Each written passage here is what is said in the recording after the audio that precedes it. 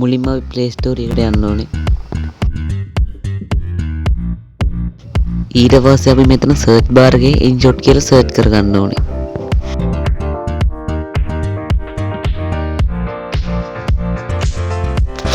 මම නම් කලින්ම app එක download කරන් තියෙන්නේ. ඒ හින්දා මම මෙතනින් open කියන එක දෙනවා.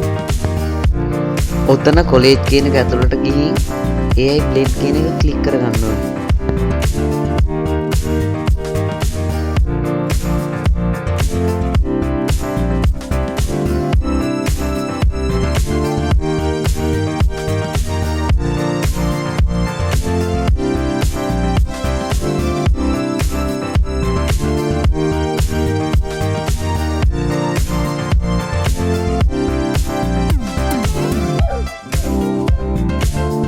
අපිට මේකේ ඕන විදිහකට ෆොටෝ එකක් කොලේජ් කරගන්න පුළුවන්.